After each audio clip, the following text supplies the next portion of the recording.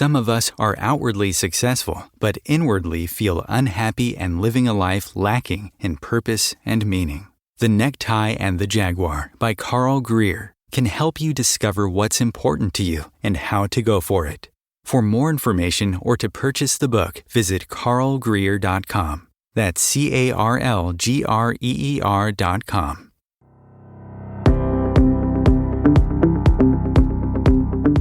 Vox Novus, the new voice. Vox Novus, the new dimension. Vox Novus, thought and movement leaders who will share from their experience and offer tools to help us navigate our rapidly changing world. My name is Victor Fuhrman. Welcome to Vox Novus, the new voice.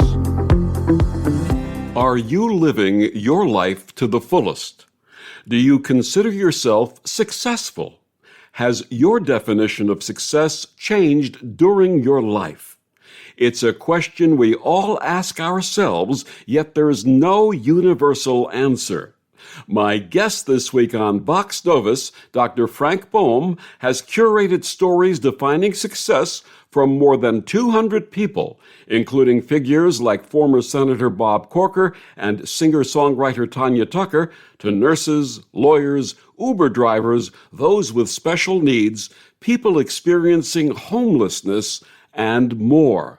Dr. Frank Boehm retired from a 50-year practice, as well as being a professor and vice chair of the Obstetrics and Gynecology Department of Vanderbilt University Medical Center.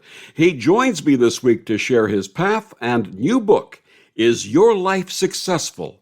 Answers and Anecdotes from Over 200 Everyday People. Please join me in welcoming to Vox Novus Dr. Frank Boehm. Welcome, Dr. Boehm. Thank you. It's a pleasure to be here. And you told me I could call you Frank, and I will. So, Frank, please share your path and how it led to your career in medicine. Well, when I was in college, I was interested in chemistry and realized that that was a good path to pre-med. Went to medical school and absolutely loved studying medicine. And I did a residency in obstetrics and gynecology at Yale New Haven Hospital back in the 60s, and came back to Nashville after a couple of years in the Navy to join the faculty at Vanderbilt University, and was in the Department of OBGYN, and served as director of the maternal fetal medicine division there, and then eventually vice chairman of the department. And I just retired a couple of years ago after 47 years at Vanderbilt. Wonderful. Before we discuss your new book, Is Your Life Successful? Let's share with our listeners a couple of your previous works, starting with Building Patient-Doctor Trust. What inspired this book, and what should readers take away from it? Well, I've always thought that trust was the glue that held the physician and the patient together. Of course, it's the glue that holds all human interactions together. But in particular in medicine, a patient has to feel that they trust their healthcare provider, their doctor, their nurse, whoever. And I taught a course in the med school called Bedside Manners. And we went into rooms and we talked to patients, and I explained to the students the things that they could do to demonstrate the fact that the patient could trust them. Because trust takes time to build, doesn't happen overnight. And I thought there were things that could be done by the doctor as well as the patient. In particular, the physician needed to let the patient know a little bit about who they are. In my first book, Doctors Cry Too, that was a book that showed the heart of a physician. Because if you understood the heart of a physician, then you were more likely to trust that doctor. You know, the ultimate trust, I guess, is when you sit on an airplane, strap yourself in, you don't meet the pilots, but you trust the pilot. Why do you trust the pilot? Well, because if you go down, they go down. So there's a certain amount of trust. But in a physician-patient relationship, that's not the case. If something terrible happens, the physician may feel terrible about it, but that physician will go home to his or her family. So trust to me was one of the most important aspects of the patient-physician relationship. And so I penned a book about that.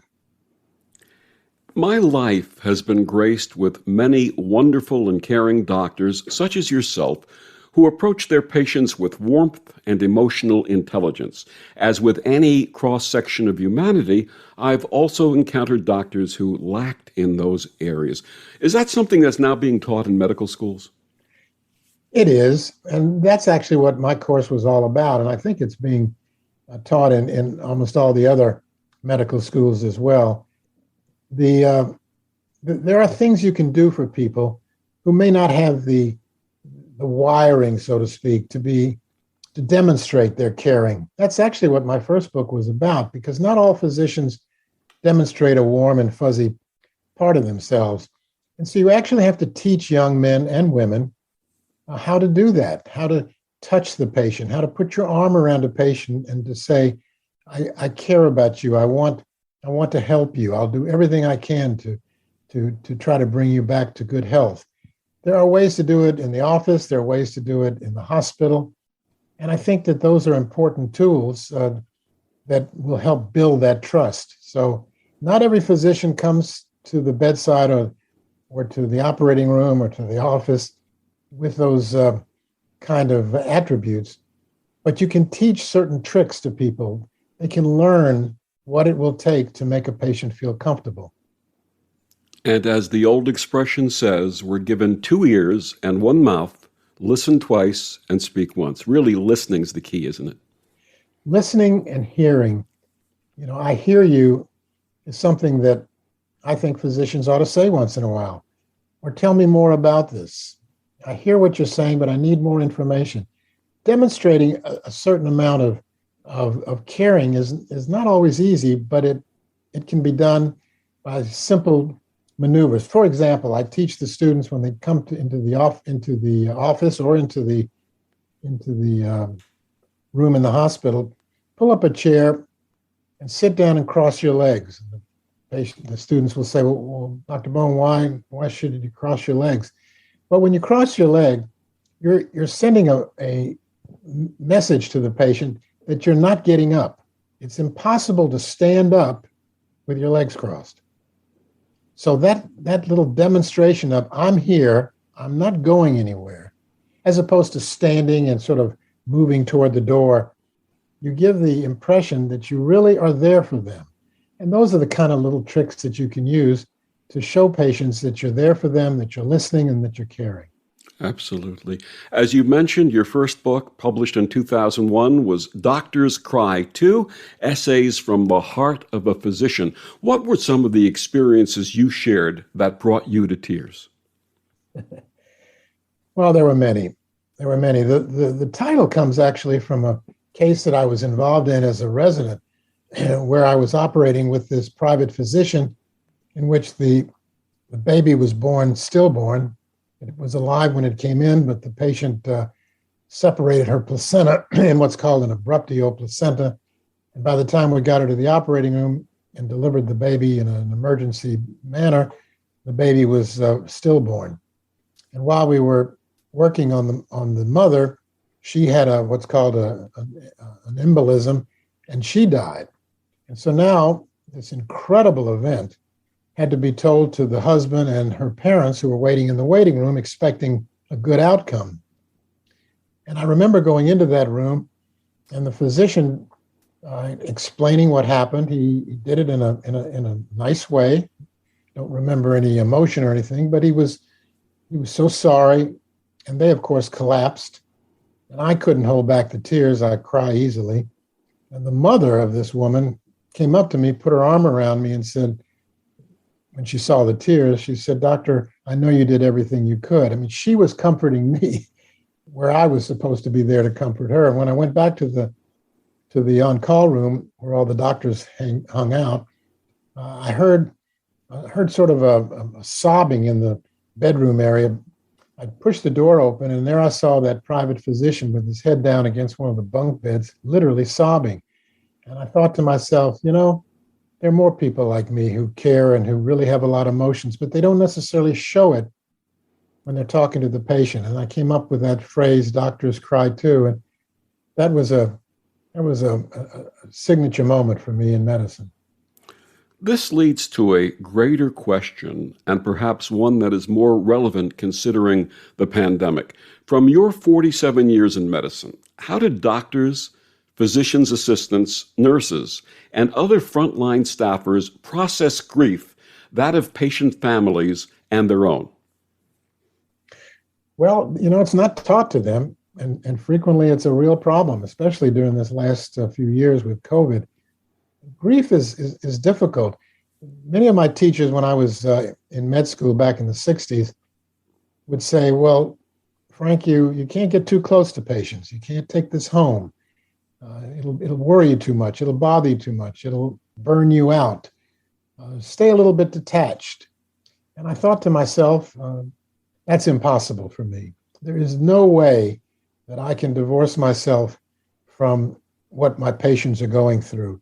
And I felt their pain, I felt their happiness, I felt their sorrow, I felt their grief. And I think if you can demonstrate that to the patient with an open kind of conversation, being very transparent with the people that you're talking to, I think it helps. Of course, having a support system at home helps.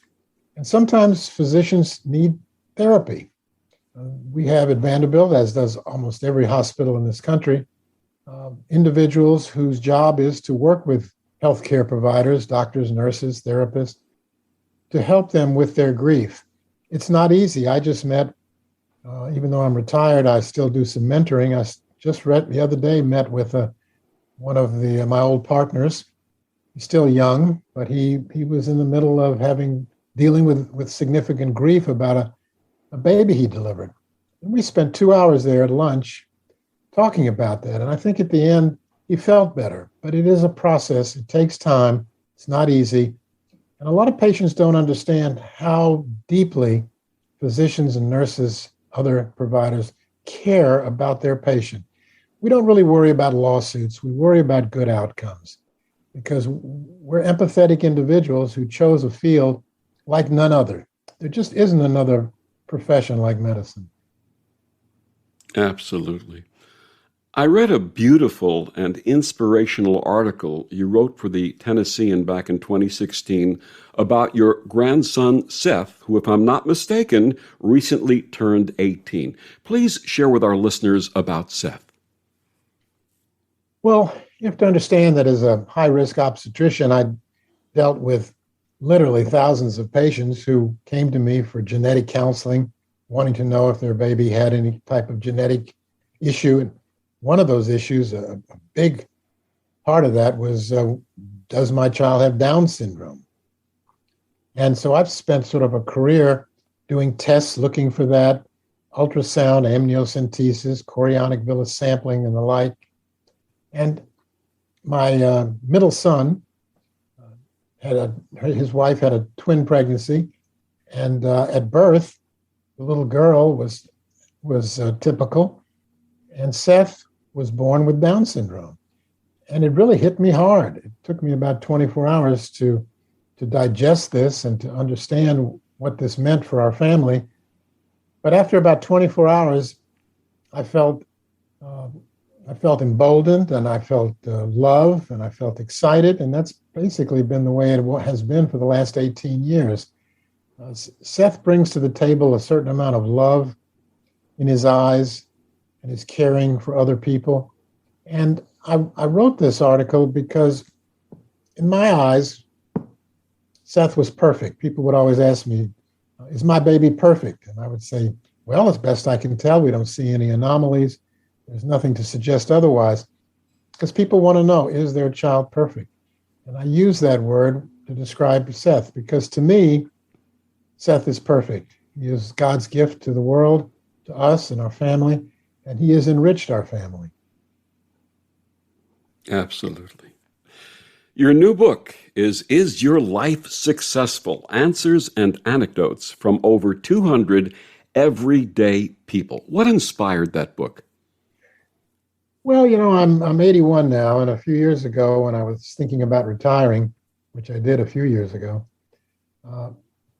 I thought to myself, have I been successful? And my first answer was, well, of course. I mean, I've been a physician for a little over 50 years. I had a wonderful career at Vanderbilt University Medical Center. I had 3 wonderful children who were happily married. I had 9 grandchildren. I had a fabulous marriage, a wife who I adored. I had great friends. What more was there to this question that I kept asking myself? And yet I just wasn't satisfied. I felt like I needed a more objective answer, or at least an objective definition. Webster certainly didn't help me, because Webster really only said something like accomplishing an aim or a purpose, having achieved popularity, profit, or distinction, and then left me a little cold. So I came up with a couple of definitions. One was an objective one, and one was a subjective one. And as I started to ask people whether they felt that their life was successful, I then broached the question, what is your definition of success? What is your definition of a successful life? And a lot of people said, well, Frank, I never really thought about it. Let me think about it. I'll get back to you. Or they would sit down for an hour and let me interview them. And it really resulted in me learning a great deal about people's definition of a successful life. It is almost as varied as our DNA. In other words, people are as individualistic in their definition as they are in their own DNA, because there's so many different definitions that have nothing to do with what Webster had to say. And the more I asked people, I said, this might be a good book. The 2 types of definitions I had one was objective and one was subjective. The objective was, if you believe that you had maximized your genetic potential and your environmental influences, or at least been able to minimize the negativity of your genetic potential and environmental influences. That was more objective. The subjective, which is where patients were individuals who I interviewed went, were things like love, family, friends, making the world a better place, and a whole list of other types of definitions that I hadn't even thought about. Things like success by proxy. When I interviewed some homeless people, one in particular used the definition by saying, if my 7-year-old boy can finish high school and get a job and get married and have a few kids and have some friends, I feel like I will have been successful. She didn't have to be successful in any way, but if her son was, she would feel success. And I termed that success by proxy. And as a matter of fact, in chapter 6, when I give the reader my own definition of a successful life, success by proxy was one of my definitions. So let's look at your definitions right now. You had mentioned that you approached it from the objective and subjective standpoint. What did you find as your definitions? Well, I took the objective first. Was I able to maximize my genetic potential? And I really thought I had. And I told the story of my father and my mother, who immigrated from Germany in 1938 to escape Hitler. They came to America and to Nashville, Tennessee, because my father had a cousin who had a clothing store, and he was able to have him sign an affidavit to allow him to come to America. My father was gifted with what I call vision. He was able to see something that a lot of people didn't. A lot of German Jews stayed in Germany, including most of my dad's family, and were killed by the Nazis. But yet my father had vision to see what was going to happen and left the country that he loved, that all of his ancestors had come from, and came to a strange country, not speaking English, leaving all of his family behind except for his wife, my mother. And I thought that was incredibly wonderful of him, but I realized that it was that he had vision. And I really believe that that vision is embedded in his DNA and therefore embedded in mine as well.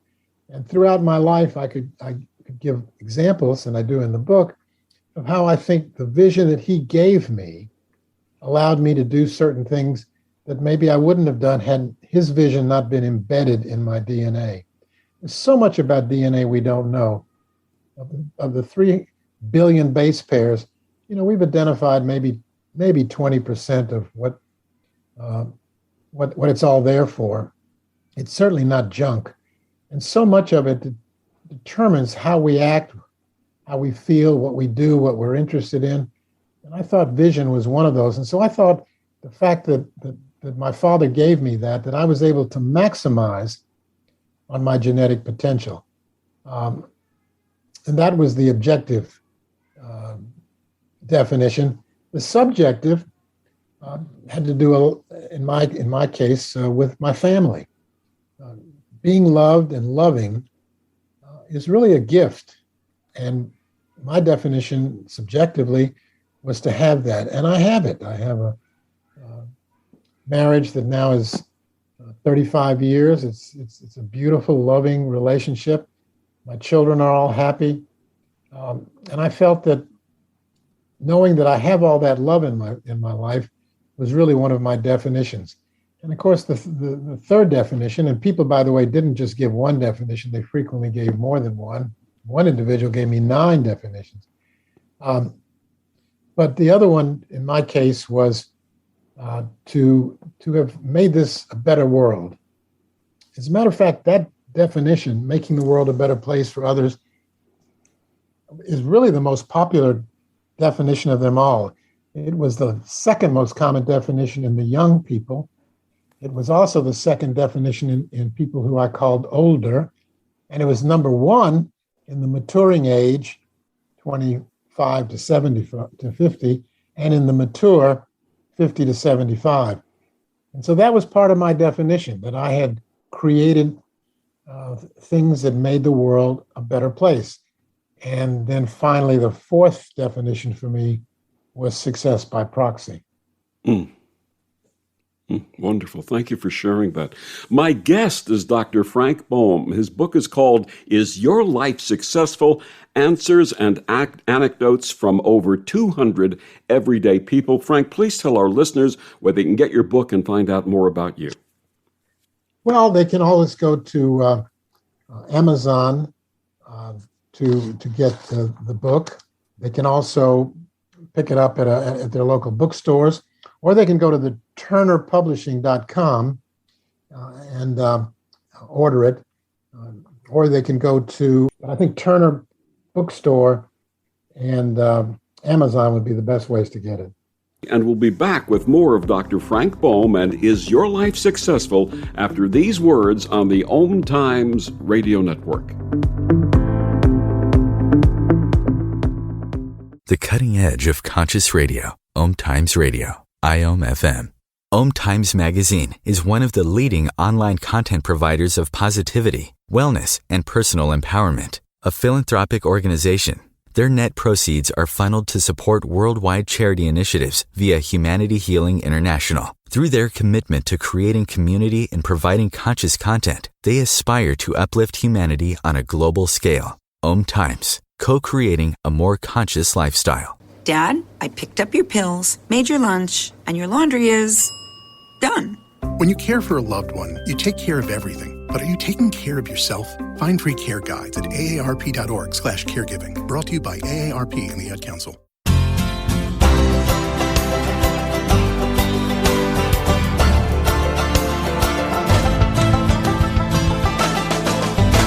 Back on Vox Novus, my guest this week is Dr. Frank Boehm. His book is called Is Your Life Successful?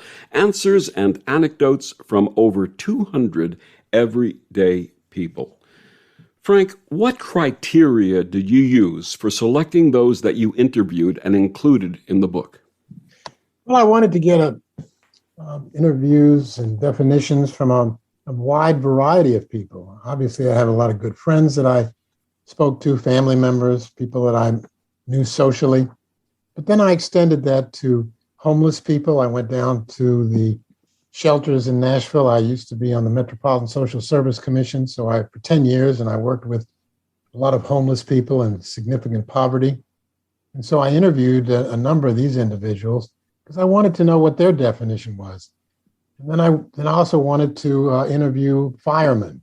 So I went to firehouses and walked in and said, I'm writing a book. I'd like to interview some of you to get your definition.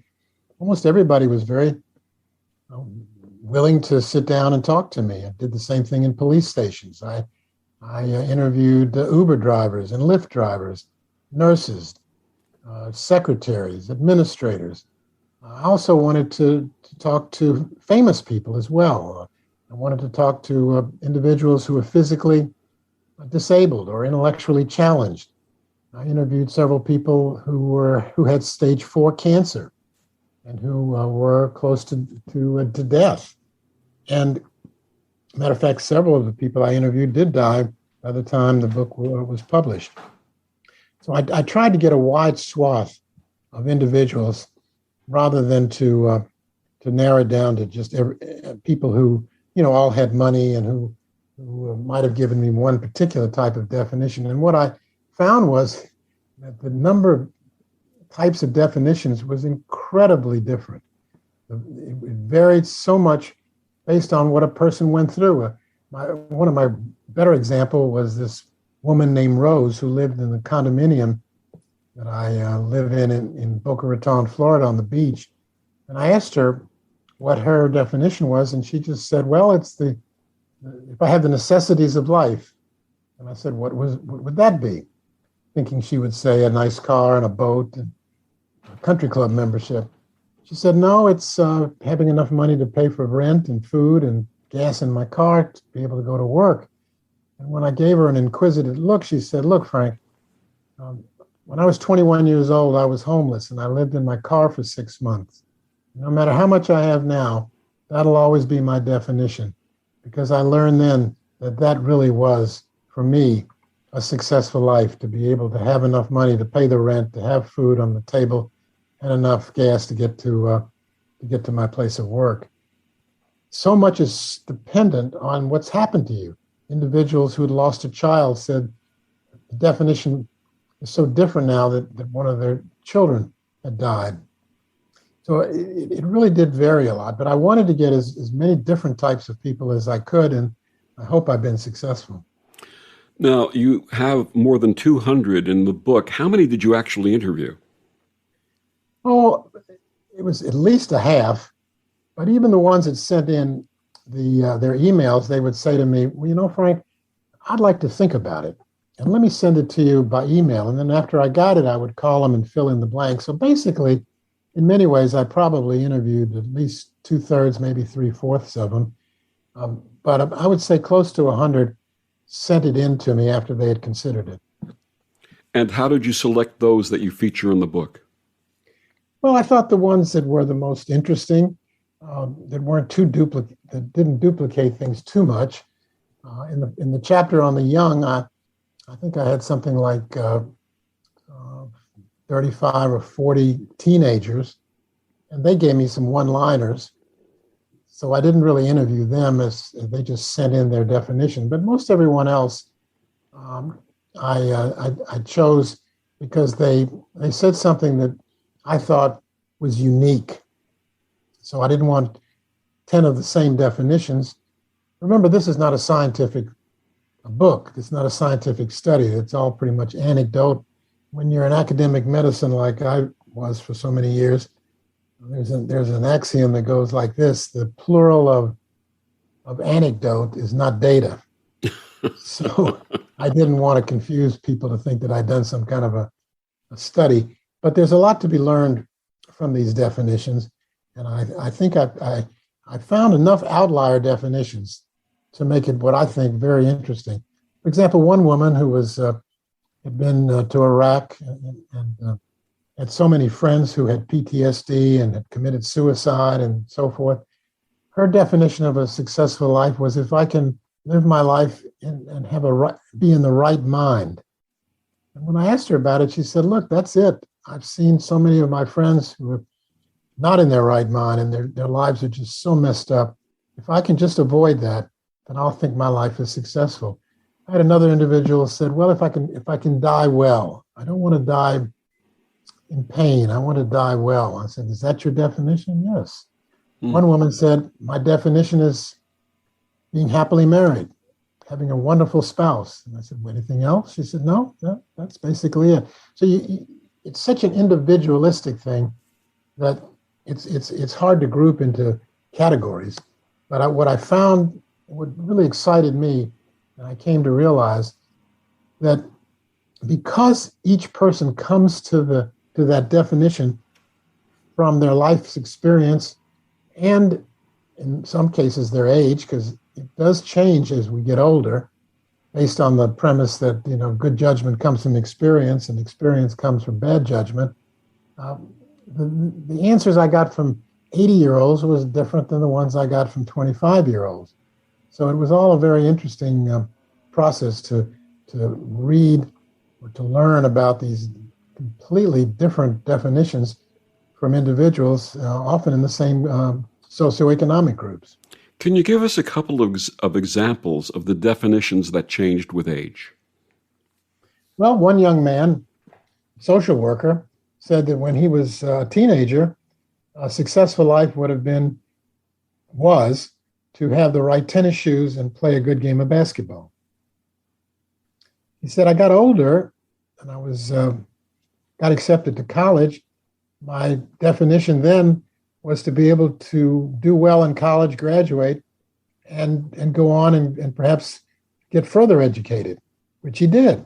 So he met his definition. He said, then I got married and we had a child. All of a sudden, my definition changed. Now it was to be able to take care of my wife and my child and to experience the love that comes from that kind of a relationship. And I said, anything else? He said, yeah, now my definition of a successful life, which, by the way, I have not met yet, is to make this world a better place. Mm-hmm. That's a good example. We had, I think it was Senator Bob Corker, told me that as he got older, it changed also. He was, at first, he was a businessman. He wanted to be financially successful. And that changed as he got older. He wanted to do for society. He wanted to help make this a better world. So I think it does depend often on age. Not always, but frequently. Is the concept of success different now than it was, let's say, in the second half of the 20th century? Oh, I don't think it's been different probably since humans began to walk the face of the earth, although they may not have had the same experiences. I think human beings, by and large, are really good people. The people I interviewed, so many of them wanted to help other people. And I realized that the bar doesn't need to be set very high to make this a better world. Things like mentoring somebody who goes on to become a physician and help other people. Well, that person who mentored that young man or woman who became a physician, that helped make the world a better place.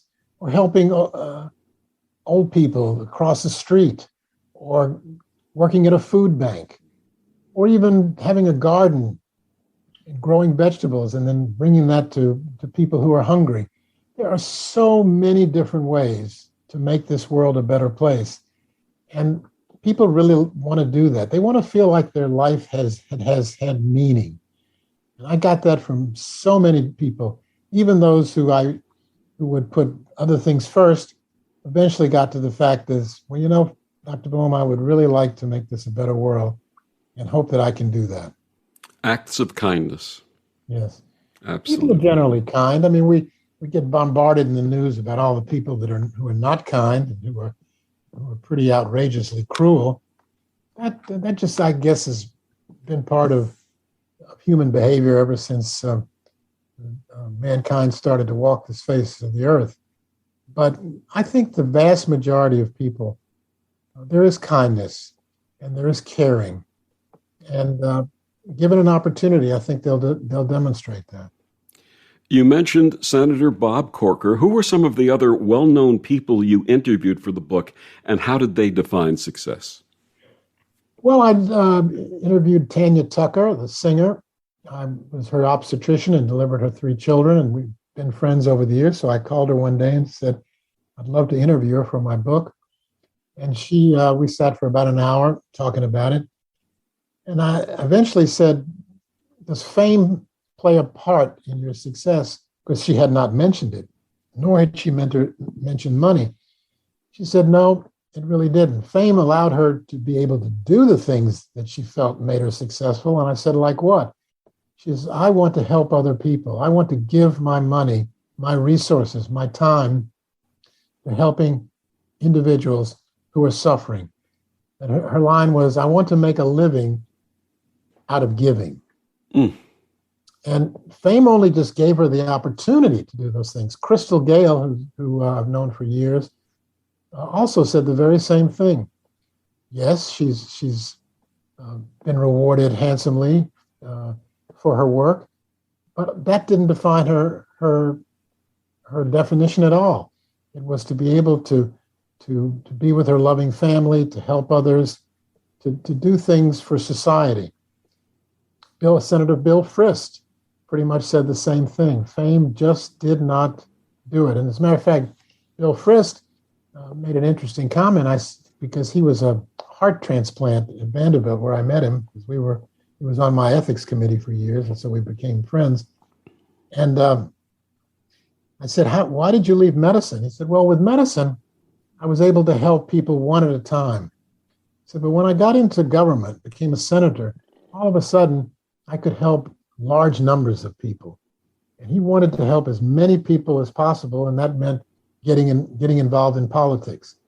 So he took it to a degree that maybe other physicians wouldn't, but that was where his empathy lay. He wanted to be able to help a very large number of people rather than just do it on a one-on-one basis. Did any of those that you interviewed surprise you with what they considered success? Well, I interviewed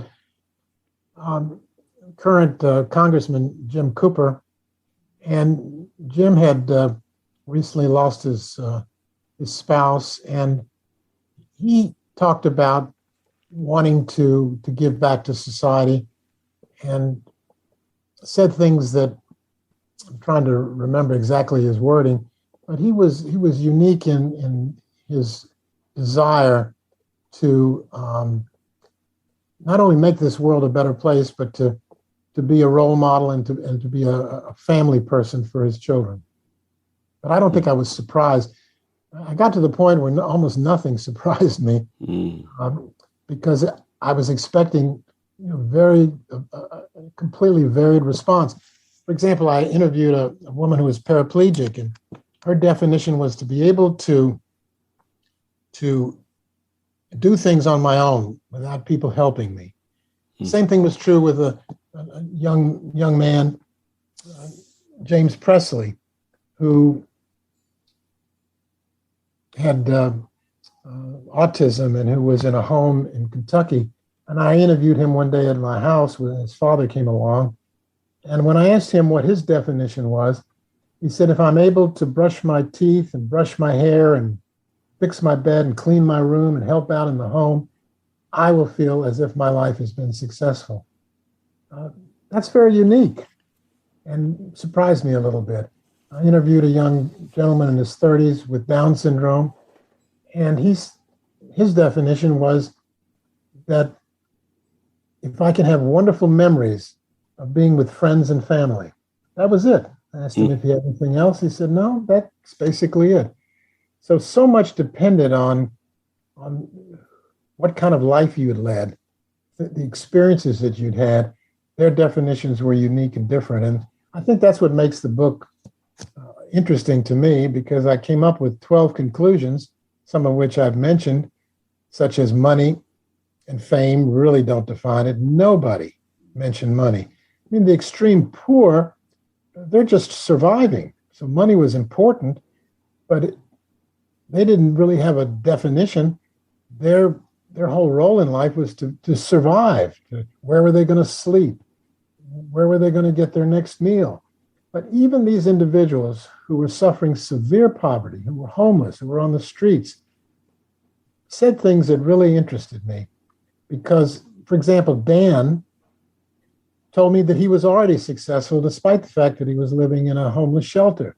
When I asked him how he could say that, he said, well, I use the money that people give me on the streets and I buy acrylic painting and canvas and I paint, and then people walk by me as I'm on the street and buy my paintings. Every time somebody buys one of my paintings, and by the way, I saw one of his paintings and he was quite good, I feel successful.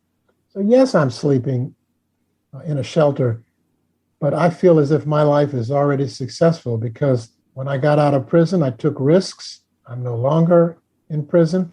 My life has turned around and I'm doing something that I love, which is painting, and people are rewarding me. So as far as I'm concerned, I'm already successful. It's a wonderful story to hear. What a beautiful story.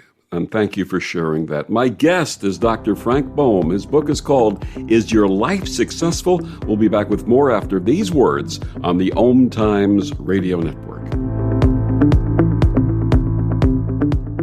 The cutting edge of conscious radio. OMTimes Radio. IOM FM. Humanity Healing International is a small nonprofit with a big dream. Since 2007, HHI has been working tirelessly to bring help to communities with little or no hope.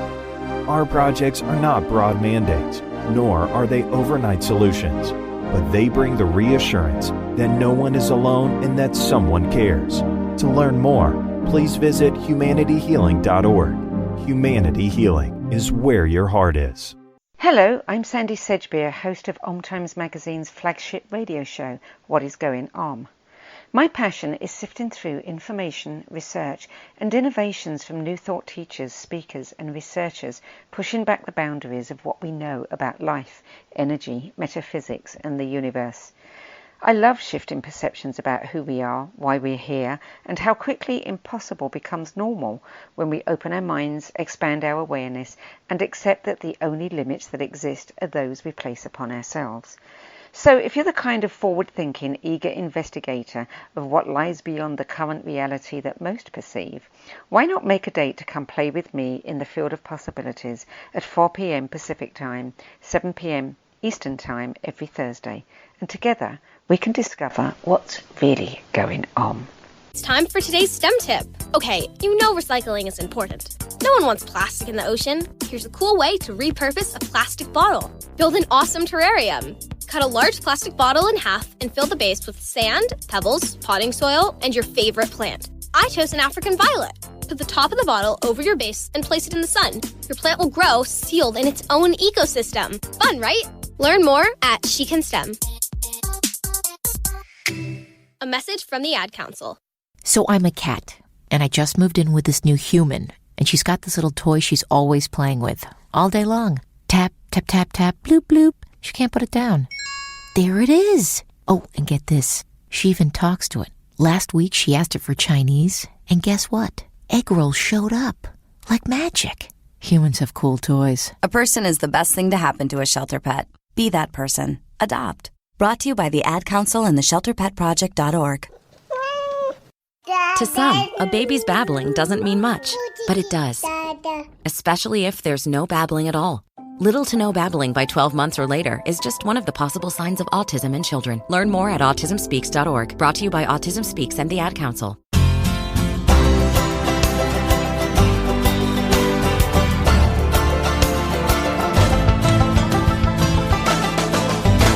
Back on Vox Novus, my guest this week is Dr. Frank Boehm. His book is called Is Your Life Successful?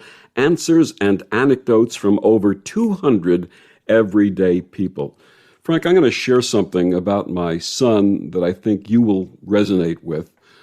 He's just turned 30 this week, and I met him when he was 6, when his mother, who is now my wife, brought him to functions at an organization that we were both part of. Here was this amazing young man with one leg and propelling himself around with crutches and a rollerblade and a huge smile on his face. When his mother and I got closer, she shared that he was born with Vater syndrome, or what's known as Vacteral association, which I'm sure you're aware of. He faced many challenges in the first years of his life, but overcame every one of them, and today works in radio production, has his own podcast, is in a wonderful relationship, and sails through New York City on crutches and a rollerblade. For our family and those he inspires, he defines success. So thank you for letting me share that. Yeah, that's a great story. Thank you. I had a wonderful spiritual teacher who shared that for life to be successful, there must be purpose, and that purpose should transcend, if possible, the needs of self. How many people shared that? Lots of people. Lots of people talked about having a meaningful life, having a purposeful life. And I realized that you really didn't have to have a lot of wealth or have an incredibly important job. As a matter of fact, I wrote in the book that for some it might not seem possible to achieve a successful life because of these numerous obstacles, like your son, that might impede their ability to feel as if their life had been worthwhile and meaningful. But even with interfering obstacles, there are ways for many to create a definition for the life that they have lived. For example, a life of illness can still be a life filled with friends and faith. A life of disability can still be a life filled with gratefulness and pride in what one has been able to accomplish. A life of loss or sorrow can still be a life filled with helping others and making this world a better place. A life of poverty can still be a life filled with pride by raising children who accomplish a successful life on their own. And a life of meaningless employment can still be a life filled with family, friends, and faith. So I think that I came away after interviewing all these people with the thought that most individuals, once they sit down and write down their definition of a successful life, whatever the age, will realize that by the time their life is over, that in fact they did live a life that was successful. It is not just for the rich and famous. It is not just those who have gained popularity or fame of some kind. It's everyday people living everyday lives. I mean, if you think about, for example, a young boy, which is a story I had, whose mother was a crackhead who lived in a neighborhood of drugs and gangs and prostitutes, but who somehow walked a few blocks away and got himself into a boys' club, had a mentor. The mentor worked with him for years. He graduated high school, went to a trade school, married his high school sweetheart, had a couple of kids. Saturday nights, they went to the pub and drank beer with their friends. 4th of July, cooked out in the back having hamburgers. And when asked if he had a successful life, he said, absolutely. That might not be everybody's definition, but he was able to certainly maximize his genetic potential. If not that, he could at least minimize the negative genetic potential. So I think it's a kind of thing that most people can conclude that in fact their life had been successful, but they got to think about it. Because I think most people don't think about it. Hell, I didn't think about it until I was about 75, 76 years old. We think about a lot of things, we measure a lot of things, but I don't think we spend much time asking ourselves, what is our definition of a successful life? And am I on the right path to achieve it? Or, depending on the age, have I achieved it? Pete Townsend of the rock group The Who wrote a song called Pure and Easy. The lyrics said, in part, "We all know success when we all find our own dreams, and our love is enough to knock down any walls." Do you envision a future where the recognition of individual success in all forms and on all levels will lead to greater compassion and acceptance for humanity? Absolutely. I think, we humans are evolving into, I think, a better individual. I know things are bad now, but if you go back 50 years, in many ways, they were a lot worse. People are evolving, for whatever reason, into individuals who seem to care about what happens to other people. Yes, we still have the fringe groups that dominate the news, But I'm an optimist. I believe in human nature, and I believe in the goodness of people.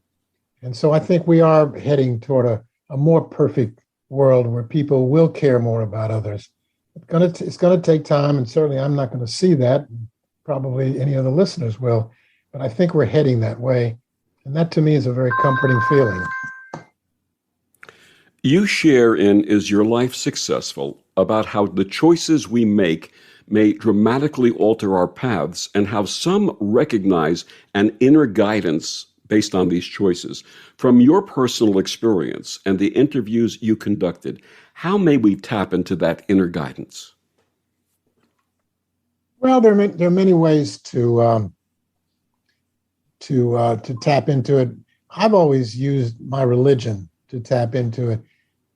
When I walk into my synagogue, there's a peace that comes over me, and it's an opportunity to reflect on life and what I need to do to improve myself, to try to understand who I am and where I'm going and what I want to do. And I can do that, by the way, on my nature walks. Twice a week, I go bird watching here at a beautiful lake in Nashville called Radnor Lake. And that hour that I walk around the lake looking at birds brings me into contact with an inner spirit. Because I believe that the God that I pray to resides within me.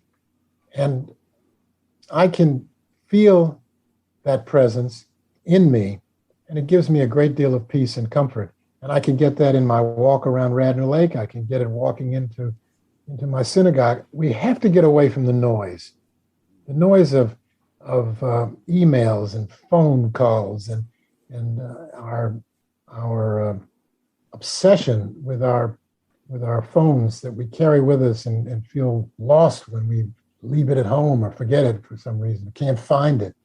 We've got to spend a little bit more pensive time. We need to think. We need to feel. And I exercise by swimming. And one of the reasons I love swimming is nobody talks to me while I'm swimming my laps. I'm all by myself. And it's almost as if I'm bird watching or sitting in synagogue listening to our cantor sing a beautiful song. I am moved by the spirituality within me. And I think more people need to try to get in touch with that spirituality. I think it'll not only bring them peace, but it'll also give them a much better life. Absolutely. We discussed your first book, Doctors Cry Too, and in Is Your Life Successful? You share that the process of writing gave you deep joy and a sense of success, and in your words, that was mitigated when the book was complete. In essence, as has been stated by so many, the journey is more important than the destination. Is the privilege of taking the journey of life, no matter the destination, the ultimate success? Absolutely. I mean, I talk about this in the book. This Simon Sinek wrote about a group of entrepreneurs, very extremely wealthy entrepreneurs, that met once a year outside of Boston at MIT.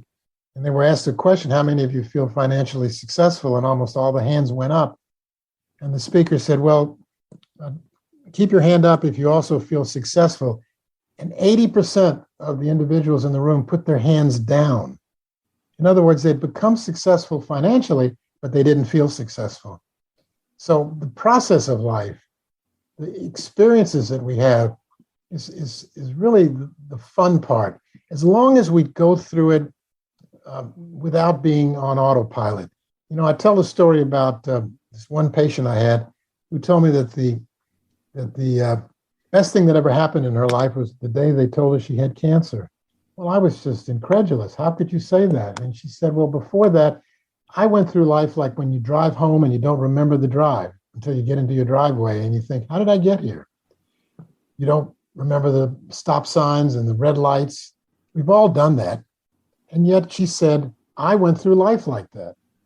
I don't go through life that way anymore. And the last 5 years have been enriched by smelling flowers, tasting foods, hugging my kids, thinking about loving my family. I no longer am on autopilot in life. I am now living life and feeling life and experiencing life. That's the joy. And at the end, you can look back perhaps and make a definition. And I would imagine that that individual would say, my life has been successful. Absolutely. As I had mentioned to you, I had the privilege of having a wonderful teacher and mentor and friend, Rabbi Joseph Gelberman, who was the founder of the New Seminary for Interfaith Studies in 1981. I met him in 1995 when I enrolled in the new seminary, and he was 84 at the time. And he used to share that he'd wake up every morning, feel pain throughout his body, especially his legs, and he'd say, praise God. And people would say to him, you wake up in pain, why are you praising God? He said, because if I felt nothing, I would be dead. And by feeling I'm alive and I have another day in which I can do work in this world. So I guess that's the attitude that we're talking about. Oh, absolutely. One of the things I've found is the nice thing about getting older, and now that I'm 81, the thing that really has impressed me is the wisdom that comes with age. Yeah. As you get older, you get wiser. I don't make the same mistakes. I make very few mistakes. I understand things better. I know what it is that brings me pleasure. I know things that I should do, need to do, and then do. So even though there's the shoulder that hurts and the back that aches and all the things that come along with old age, I think it's made up by the fact that the wisdom seeps through your body and allows you to understand life and therefore be able to let go of it, knowing that you've lived a rich life while you were on earth. The Wisdom of Dr. Frank Boehm. His book is called Is Your Life Successful? Answers and Anecdotes from Over 200 Everyday People. Frank, please tell our listeners one more time where they can get your book and find out more about you. Well, they can go to Amazon or their bookstore. They'll be glad to order it. Or you can just click on to Turner Publishing. Frank, thank you for bringing us your message. I think it's really important in our world today. Thank you for this hour. I've thoroughly enjoyed it. And thank you for joining us on Vox Novus. I'm Victor, the Voice Fuhrman. Have a wonderful week.